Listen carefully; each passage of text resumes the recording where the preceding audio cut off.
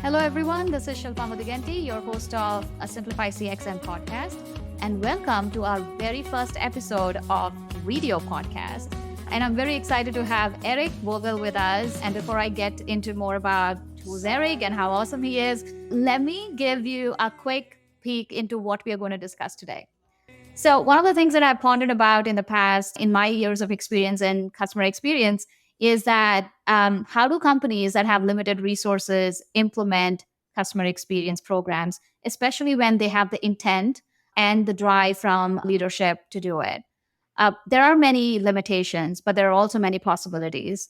And I would like to discuss this more with Erik Vogel, who had, along with his decades of experience, he actually is the CEO of VistaXM, that's reimagining how mid-sized companies are transforming customer experience. So, without further ado, welcome, Erik. Why don't we get started with a quick introduction from you? Certainly. Thank you, Shilpa. So I am Erik Vogel. I'm the CEO of VistaXM. VistaXM is a managed service provider for customer experience. So essentially, we run customer experience programs for mid-market firms who can't or choose not to do it themselves.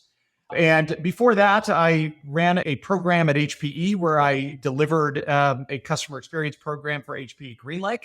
And then from there, moved to Qualtrics. So I spent a number of years at Qualtrics, which is obviously a SaaS provider for customer experience.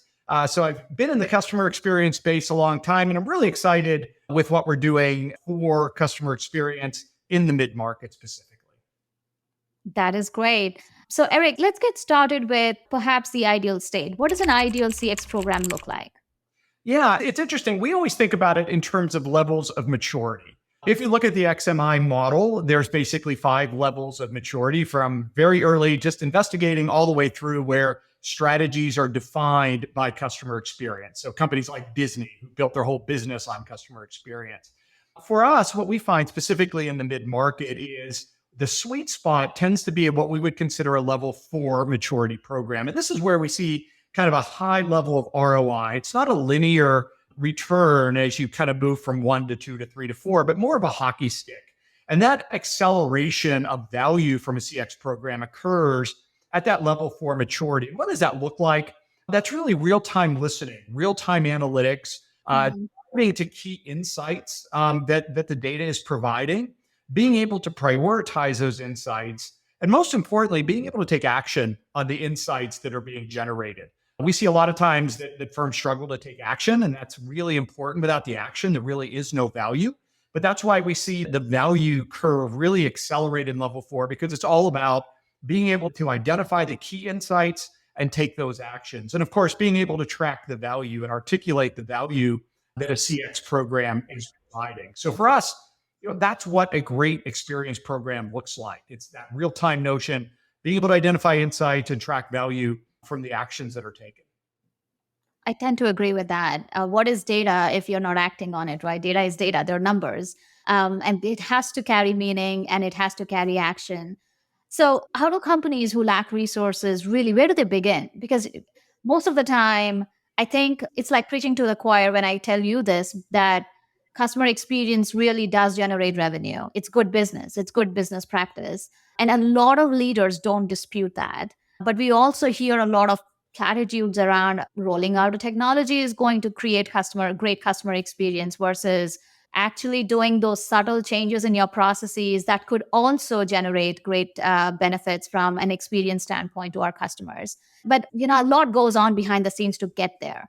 So for a company that doesn't have the resources, and when I say resources, I'm talking about budget, people, processes, and structure, for example, where do they begin? Yeah, honestly, this is the problem we're solving at VistaXM, because we recognize, especially in mid-market, that firms struggle to put together a leading CX program because of those resource constraints. And you're absolutely right. When you look at the value that great CX programs can deliver, there's a tremendous amount of data points and from pretty much everybody, whether that's the Gartners, the IDCs, the McKinseys, and Harvard Business Review, on the value of customer experience. And the good news is everybody has access to the same underlying technologies that can support a customer experience program. So the Medallias and the Qualtrics and the InMoments and the listening packages that can give you the signal from the customer. But you're right. I mean, running a really good, a level 4 maturity CX program requires resource. It requires budget. You need a lot of different skills from data science to data architecture to project management. Just being able to manage your opt-in, opt-out list and customer lists can be challenging if you're resource constrained. What we have found to be fairly successful is when you're really building a CX program, focus on something very specific, a very obvious pain point. And that pain point can be in the digital journey. It can be in different parts of the customer journey, such as the awareness stage, the conversion, the purchase process or procurement process. It might be on onboarding or implementation of your solution. But carve out and really go look for what you believe to be a really key area of focus where you can deliver a lot of value. And rather than trying to do everything, just really focus on those, one or two very specific aspects to build your experience program. And then once you've done that, go and start to really implement in that area. And it's really important, just take an action where then you can generate value. Because once you've done that, it begins to build almost a momentum wheel, as we like to call it, where once you're able to start demonstrating value from a CX program, even a small value, then you can go back and pick up the next iteration and the next insight, and then begin to expand your program and build your program. And we find it's a lot easier to get budget for additional resource when you can demonstrate value from the program. So that's typically our recommendation. Where to get started if you don't have that capability is really drill into where's that low-hanging fruit? Where do you know those opportunities to be? Get your listening in place for those key areas, and then begin to expand from there. Really important, though, to track the value and demonstrate value so that you get that momentum moving and you get people excited, and you can then begin to build the program and expand the program. That's very interesting. Erik, what I'm hearing is it's a group of really motivated and highly driven people hustling on CX. That's great. What works and what's the good things that come out of it when we have a group of motivated people doing that?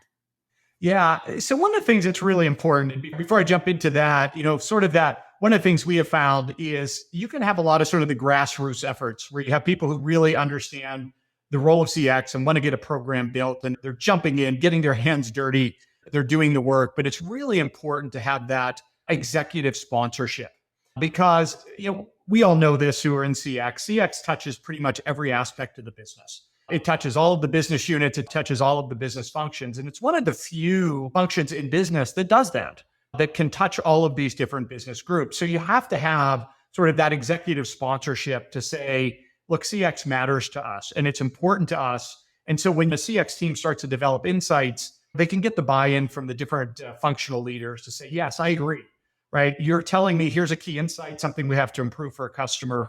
Let's go fix this. And they're on board and they're willing to jump in and do what's necessary. So that executive sponsorship is absolutely critical. That executive communication, making sure that the organization is aware. But to your question specifically, right, you need those people who are excited about customer experience, who understand what's trying to be delivered with customer experience and are really going to be motivated to drive that. This is kind of that core of the customer centricity, right? This is where customer centricity really starts. It becomes the heart of it because these teams help define what that means. And one of the things we see all the time, every company says they're customer centric. In fact, you would never argue the opposite of that. You'd never come out and say, we're not customer centric. Everybody is customer centric, but it's obviously a lot easier to say you're customer centric than to actually do the things that make you customer centric. And that's where these core teams, these groups of really excited individuals are the ones who drive that and define that customer centricity and what that means for their organization. So really important to have that core group and those people who are extremely interested in driving that. And they really become the nucleus for any customer experience program. Agreed. So, Erik, it triggered when you're talking about these group of motivated people, right? Do you think for mid-sized companies, it's important to have an official CX department before they get started? Or are you talking more about a few people from different departments coming together, driven by the idea of solving a particular problem? Like a quick question around that. Yeah, it's an interesting point. What we tend to think of it is, we think of it as centralized. And in fact, if you look at that level 4 maturity, where the value really starts to ramp up is where these programs are centralized. Now, that means a lot of things to a lot of different companies. In some cases, what we're referring to is, hey, it's necessary to bring those teams together into one organization with one central leader who is kind of driving the program. In other organizations, it's more of a dotted line or more of a virtualized team that is effective. But what we have seen that really has to be in place is that notion of centralization where we're standardizing on tools, on process, on methodology. And that's why it's really difficult to have these types of programs done in silos where you maybe have a loose affiliation. Maybe you have different groups and different business units doing their own thing and maybe coming together occasionally to compare notes. Yeah. That just doesn't work as well. So we're big advocates for this notion of centralization, whatever that might mean for a particular organization. There's different ways to kind of look at that, but there has to be that common governance, that common process, that common communication, the common way of gathering signal, the common way of taking action. Now, whether that is executed in a kind of a diverse model where hey, maybe all the execution is done within the business unit separately, that's okay. But the core function of CX really needs to be centralized and brought together in a single function. I think what you're trying to say is, in other words, we could also say that this actually has the risk of turning into just one-off program and one and done. No one is going to talk about the continuity of the good work that has been done by these groups if they're not centralized. So I think we briefly touched upon what is important for it to be successful, right? Which is centralization, or at least a notion that it is centralized, brought together by, say, a common agenda, a common mission, vision, a sort of a construct. What are the other pitfalls in having or approaching it this way? Yeah. So the value piece, like I mentioned, is very, very critical. And you hit right on it, which is, this has the risk of being a one and done, or anytime there's a reorganization or a new leader comes in, if they don't see the value in the program, we've talked to a lot of customers who have given us the horror stories of, hey, we had this great program. We brought in new leadership. They didn't see the value in it because we didn't do a good job of articulating it. And then everything just got dispersed. And that was kind of the end. So all of our good work sort of fell by the wayside. One of the things that is absolutely critical is that the value, articulating value and really continuously demonstrating that and being able to take the actions. We call them vanity metrics, where people love to collect NPS scores and they have CSAT scores and they'll publish them and they'll talk about them. But if you're not taking that listening and driving an action out of it, it's the action that improves the business, that improves the ultimate customer experience. If you are unable to take those actions, and think about taking an action, are you able to hold those groups accountable for taking the action? Are you able to get them motivated to do something? Without those actions, there is no value. There is no value to a CX program, and it becomes an expendable budget, right? It becomes another line item that, again, when there's a reorganization or a downturn or something happens in the market, like we've been seeing over the last couple of years, those CX budgets get cut pretty quickly because it becomes like, well, it's a nice to have those NPS metrics, but it's not a must have. So to build that must have mentality around CX, you've got to drive to those actions and track the value that come out of the actions. Without that, it's just, again, it becomes a budget that can go away. And that becomes a major pitfall for CX programs. Sounds like a lot of ownership. Sounds like an ownership problem to me. Tell me more about how VistaXM, plans to tackle this problem.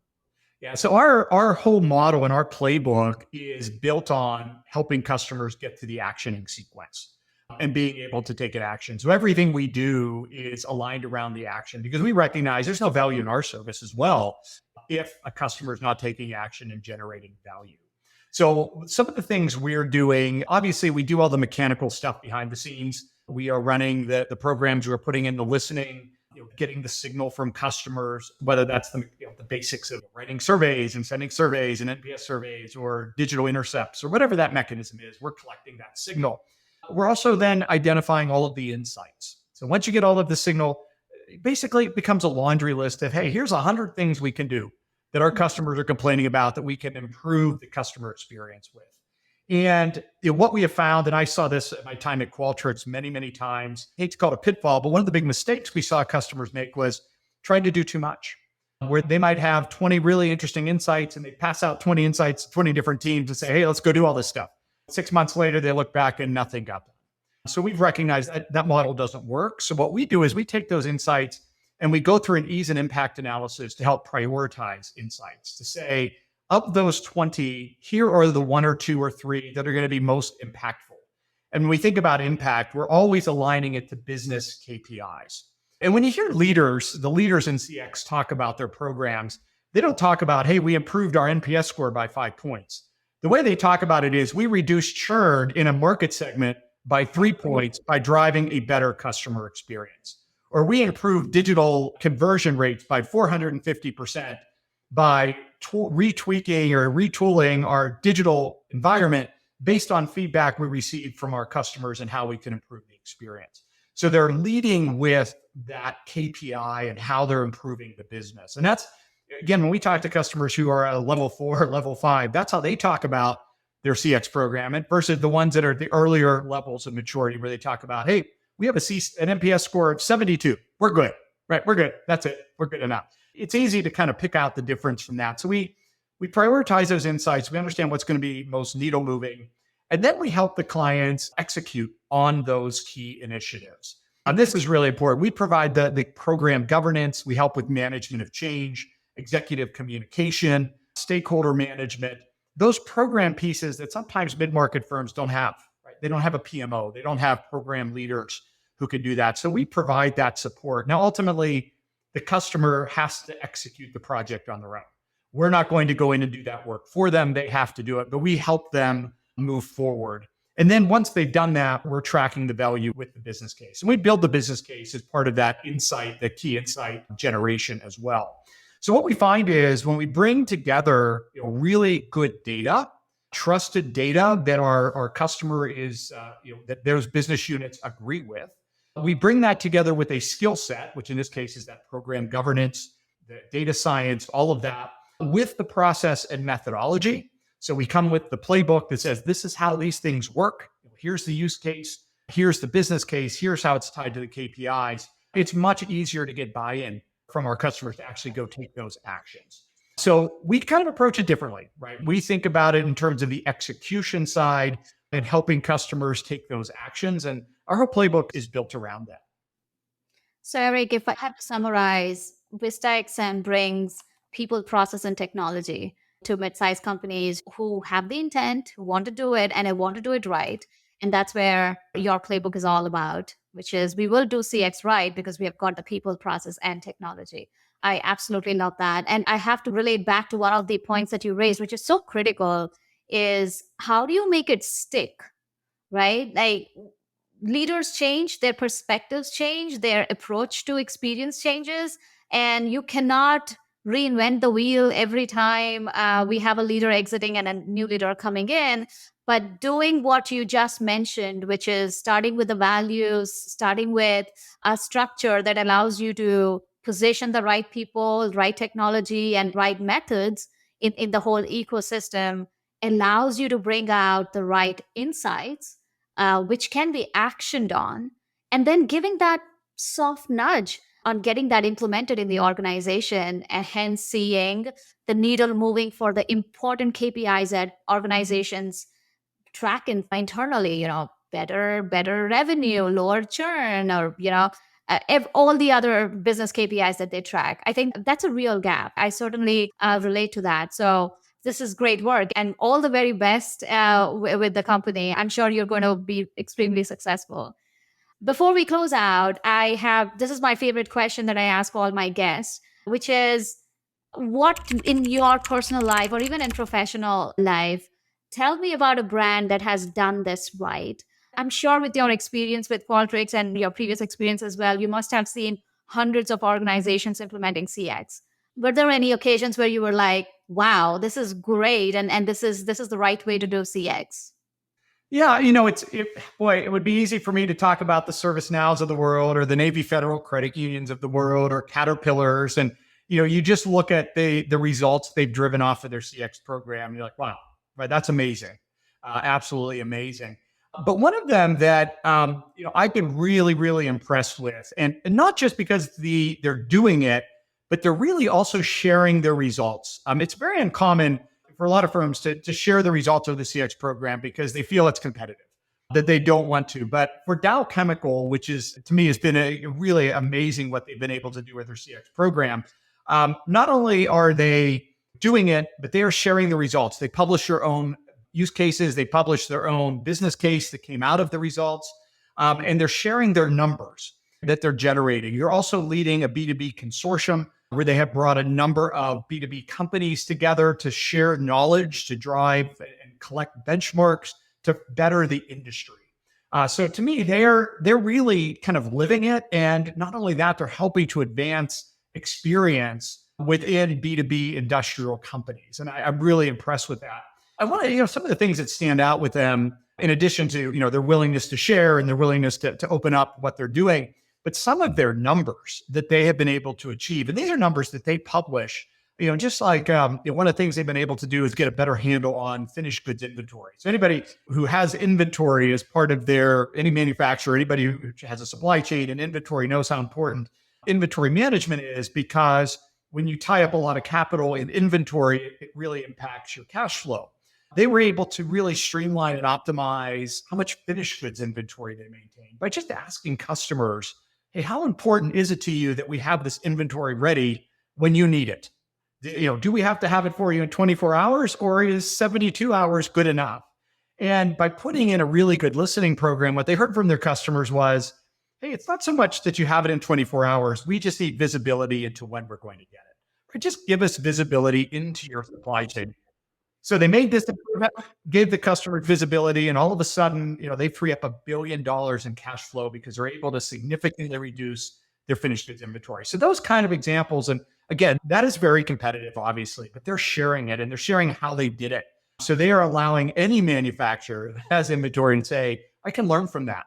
There are lessons we can learn and there are things we can do. So yeah, when it comes to, firms that I'm really impressed with who do it right, not only do they have a very robust program, a true level 4 maturity program, they're doing real-time listening, real-time analytics, real-time insights, but they're also furthering the cause of the industry and furthering CX. And not a lot of companies are willing to do that. And I give them, I applaud them for doing that. I think it's really fantastic. I've learned a lot from that. We incorporate a lot of what they're doing into our business at VistaXM. A lot of our playbook is built on some of what they're doing and what they've shared with us. So really impressed. So a long-winded answer, I think, to your question, but that's how I think about it. And that's why, Dow Chemical would probably be one of those that I most admire from a customer experience perspective. I absolutely love the idea of them evangelizing, and they're evangelizing CX with results. It's not just platitudes. It's not just saying, "Oh, CX works." They're sharing the results. That's very impressive, and kudos to them. And one of the things that you said that really I don't think many talk about in terms of the example that you used, which is we assume that the customer needs you to deliver something in 24 hours, but when you actually talk to the customer, you realize that it's different. They want, in this example, they wanted visibility of the inventory delivery time frame, not really, give me 24 hours. In somewhere I had read this, these are called client performance indicators. What's the KPIs versus CPIs? And the ability to view the inventory is a CPI versus the ability to, or the target to deliver a product in 24 hours being a KPI. And that I feel is a difference between, inside out looking and outside in approach to business. And I love that, they got this right. It's a very, very critical piece, I believe, when we are building programs, as to if you truly think you're going to change customers' life, how?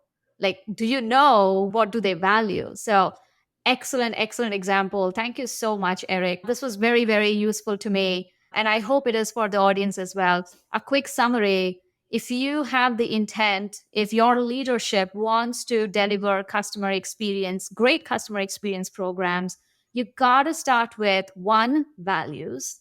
But after that, you need the structure of people, process, and technology. And if you're unable to get all three together, at least start small with a very, very particular set or just one cause for the customer and replicate the success within the framework of people, process, technology. And if you're unable to do so, you still have organizations like, Erik's VistaXM who can help you get there. But overall, you need to be able to drive action from the insights you get out of your programs. And that is where the real success lies. That is what moves the needle for the business, but also for the customer experience. I hope you enjoyed this episode. Thank you so much, Erik, for being here and sharing your experience with us. Loved having you.